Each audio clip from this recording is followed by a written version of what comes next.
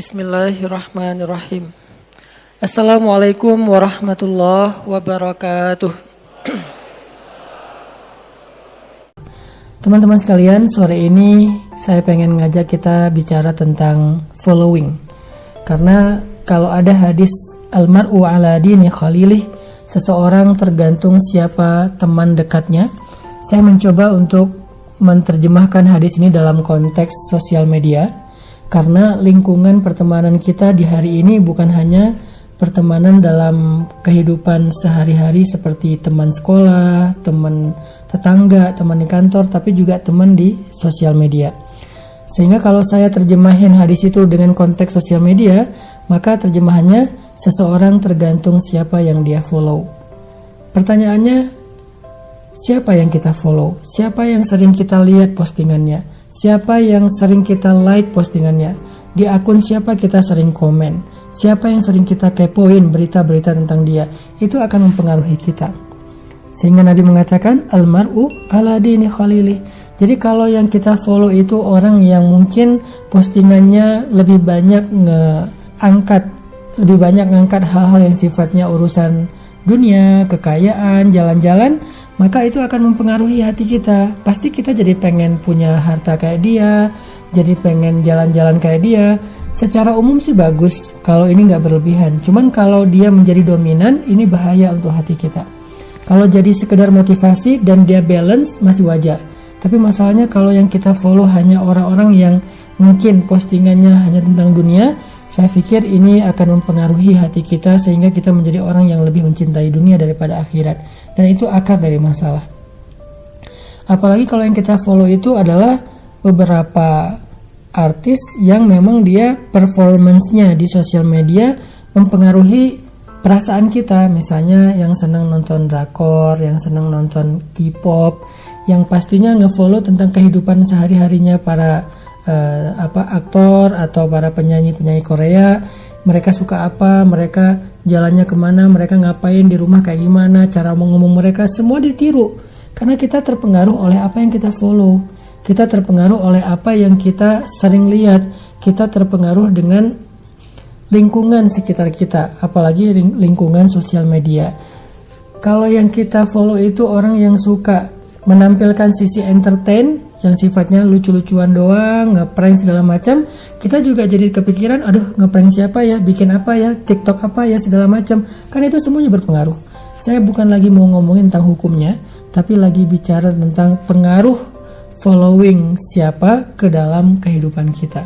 Makanya kalau kita mengacu kepada hadis Nabi tadi, baiknya kita mencari juga akun-akun yang kalau kita follow dia mengingatkan kita kepada Allah. Akun-akun yang kalau kita follow dia membuat kita jadi tahu tentang kehidupan masyarakat untuk kita bantu. Akun-akun yang kalau kita follow dia memotivasi kita untuk menjadi orang sukses. Akun-akun yang kalau kita follow dia, kita jadi pengen melakukan kegiatan sosial dan kemanusiaan.